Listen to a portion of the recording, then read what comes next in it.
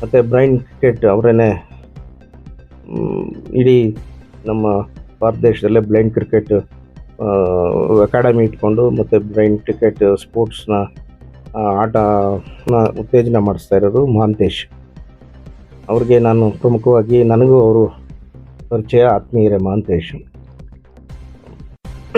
ನಾನು ಅವ್ರಿಗೆ ಪ್ರಥಮವಾಗಿ ಎಲ್ಲರ ನಮ್ಮ ವಿಶ್ವಕರ್ಮ ಸಮಾಜದ ಪರವಾಗಿ ಅವರಿಗೆ ಕೃತಜ್ಞತೆ ಸಲ್ಲಿಸ್ತೇನೆ. ಎರಡನೇದು ಕಾವ್ಯ ಸ್ವಂತ ಡೆಡಿಕೇಶನ್ ಇದೆಯಲ್ಲ, ಮೊದಲನೇದಾಗಿ ಅದು ಕಾವ್ಯ, ಅದು ಡೆಡಿಕೇಶನ್. ಅದು ಡೆಡಿಕೇಶನಿಂದ ಸ್ಪೋರ್ಟ್ಸ್ ಕಾಳಜಿ ತಗೊಂಡು ಚಿಕ್ಕವಳಿಂದನೇ ಶಾಲೆಯಿಂದನೇ ಸ್ಪೋರ್ಟ್ಸಲ್ಲಿ ಆಸಕ್ತಿ ವಹಿಸಿ ಅದರಿಂದ ಈ ಅವಕಾಶ ಕಾವ್ಯಕ್ಕೆ ಸಿಕ್ಕಿದೆ ಅವ್ರ ಡೆಡಿಕೇಶನಿಂದ.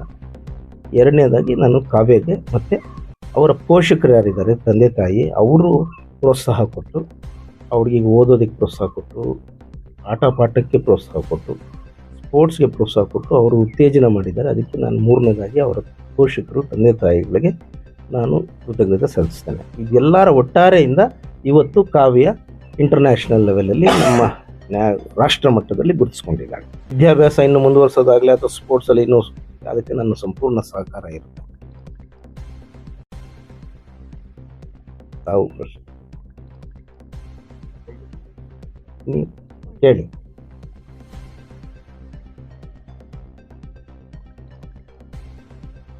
ಸರ್, ಕರ್ನಾಟಕ ವಿಶ್ವಕರ್ಮ ಸಮುದಾಯಗಳ ಅಭಿವೃದ್ಧಿ ನಿಗಮ, ಸೊ ನಿಮ್ಮ ಹೆಸರನ್ನ ಕೇಳ್ಪಟ್ಟಿದ್ದೀನಿ.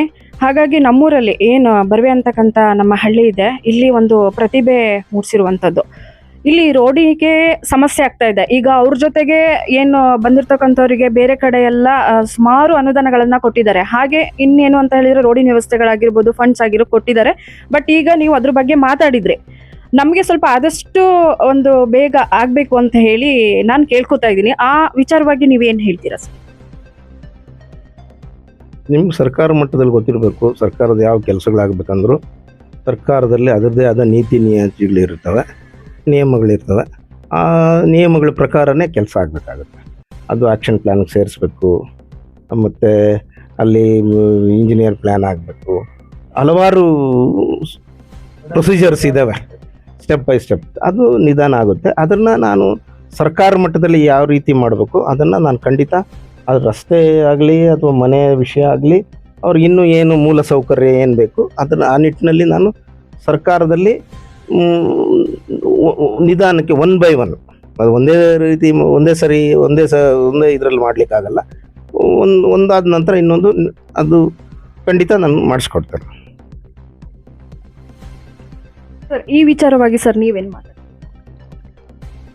ನಾನು ಶಿವಮೊಗ್ಗ ಜಿಲ್ಲಾ ಅಧ್ಯಕ್ಷ. ನಾನು ಏನು ಹೇಳಕ್ಕೆ ಇಷ್ಟಪಡ್ತೀನಪ್ಪ ಅಂದರೆ, ಸರ್ಕಾರದಿಂದ ಮಾಡ್ತಕ್ಕಂಥ ಕೆಲಸನ ರಾಜ್ಯದ ಸರ್ಕಾರದ ಪ್ರತಿನಿಧಿಯಾಗಿ ನಮ್ಮ ನಿಗಮದ ರಾಜ್ಯಾಧ್ಯಕ್ಷರಿದ್ದಾರೆ, ಅವರು ಮಾಡಲಿ. ನಾವು ಏನು ಜಿಲ್ಲಾ ಮಟ್ಟದಲ್ಲಿ ನಾವು ಕೆಲಸ ಮಾಡ್ತಾಯಿದ್ದೀವಿ, ನಾವು ಅವ್ರಿಗೆ ಏನಾಗ್ತಪ್ಪ ಅಂದರೆ, ಮೊದಲು ಅವ್ರಿಗೆ ನೆಲೆ ಆಗ್ಬೇಕಾದ್ರೆ ಮಾಡಿದ್ರೆ ಪಂಚಾಯತಿ ಮಟ್ಟದಲ್ಲಿ ವ್ಯವಸ್ಥೆ ಆಗಿ ಪಂಚಾಯತ್ ಅವ್ರಿಗೆ ಒಂದು ನೆಲೆ ಮಾಡಬೇಕು. ಅದನಂತರ ಅವ್ರ ಜೀವನ ಉಪಹಾರಕ್ಕೆ ಅವ್ರಿಗೆ ಏನು ಆದಾಯ ಬರಬೇಕು ಆ ಆದಾಯದ ವ್ಯವಸ್ಥೆ ಮಾಡಬೇಕು. ಇವೆರಡು ಫಸ್ಟ್ ಆದರೆ ಆಮೇಲೆ ಅವ್ರಿಗೆ ಮುಂದಕ್ಕೆ ಏನಾಗಬೇಕು ಅನ್ನೋದು ಅವ್ರಿಗೆ ಗೊತ್ತಾಗುತ್ತೆ. ನಾವು ಫಸ್ಟೇ ಸುಮ್ಮನೆ ನಾವು ಏನು ಮಾಡ್ತೀವಿ ಅಂತಂದ್ರೂ ಅದೆಲ್ಲ ಆಗೋದು ಕೆಲಸ. ಹಾಗೆ ಇನ್ನು ಪಂಚಾಯತಿ ಲೆವೆಲಲ್ಲಿ ಒಂದು ಸೈಟ್ ಕೊಡಿಸಿ ಅವ್ರಿಗೆ ಒಂದು ಮನೆ ವ್ಯವಸ್ಥೆ ಮಾಡ್ತೀವಿ. ಈ ಮನೆಯೇ ಡೆವಲಪ್ ಮಾಡಲಿಕ್ಕೆ ಈ ಮನೆಗೆ ನಾವು ಏನು ಮಾಡಬೇಕು ಸರ್ಕಾರದಿಂದ ಆಗದ ಕೆಲಸ. ಯಾಕಂದರೆ ಇದು ಫಾರೆಸ್ಟ್ ಲ್ಯಾಂಡ್ದಾಗಿದೆ ಅಂತ ಅವ್ರಿಗೆ ಬಾಯ್ಬಿಟ್ಟು ಹೇಳಿದ್ದಾರೆ. ಆಗಿದ್ದಾಗ ನೀವು ಗೊತ್ತಿದೆ, ಎಲ್ಲರಿಗೂ ಗೊತ್ತಿದೆ ಫಾರೆಸ್ಟ್ ಅಂತ ಏನು ಅಂತೇಳಿ ಗೊತ್ತು. ಒಂದು ಏನು ಮಾಡೋಕ್ಕೂ ಫಾರೆಸ್ಟ್ನವ್ರು ಒಂದು ಹೆಜ್ಜೆ ಇಟ್ಟರು ಸಾಲ ಬಿಡಕ್ಕೆ ಬಿಡಲ್ಲ. ಈಗ ಕಟ್ಕೊಂಡಿರೋದೇ ಇವ್ರಿಗೆ ತಪ್ಪು ಅಂದ್ರೆ ಅವ್ರ ಲೆಕ್ಕದಾಗಿರೋದು ಈಗ ಹಾಲಿಗೆ. ಇದಕ್ಕೆ ನಾವು ಏನು ಮಾಡೋಕ್ಕೆ ಬರಲ್ಲ. ಸುಮ್ಮನೆ ಇದು ಬಂಡವಾಳ ಆಗಿದ್ರು ಸಹ ಅದು ವೇಸ್ಟೇ ಆಗುತ್ತೆ. ಯಾಕೆ ನಾಳೆ ಅದು ಬರುತ್ತೋ ಹೋಗುತ್ತೋ ಗೊತ್ತಾಗಲ್ಲ.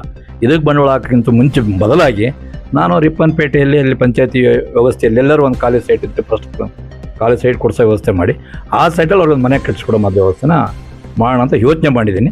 ಅದು ನಾವು ಜಿಲ್ಲಾ ಮಾಡಿದ್ರೆ ಒಂದು ಪ್ರಯತ್ನ ಕಾಯ ವಾಚ ಮನಸ ಮಾಡ್ತೀನಿ. ಅದ್ರಾಗೇನು ಎರಡು ಮಾತಿಲ್ಲ. ಅದ್ರ ಮೇಲೆ ಅವ್ರ ಜೀವನೋಪಾಯಕ್ಕೆ ವ್ಯವಸ್ಥೆ ಮಾಡಿಕೊಡ್ಬೇಕು ಅಂತೇಳಿ ಎಲ್ಲರೂ ನಮ್ಮ ಸಮಾಜ ಬಾಂಧವ್ರನ್ನ ಕೇಳ್ಕೊಡ್ತೀನಿ. ಯಾಕಂದ್ರೆ ಜೀವನ ಮೇಜರ್. ಈಗ ಜೀವನ ಇದ್ರೆ ಏನಾರು ಆಗ್ಬೋದು. ಅದಕ್ಕೆ ಅವಳ ಜೀವನ ಯಾಕೆ ಏನು ಅಂತ ಅಲ್ಲಿ ನಿರಕ್ಷಿಮಕರ ಕಷ್ಟ ಆಗ್ತದೆ. ಅದಕ್ಕೆಲ್ಲರೂ ಸಮಾಜ ಹೇಳ್ಕೊಡ್ಬೇಕು ಅಂತ ಕೇಳ್ಕೊಡ್ತೀನಿ. Sir, thank you.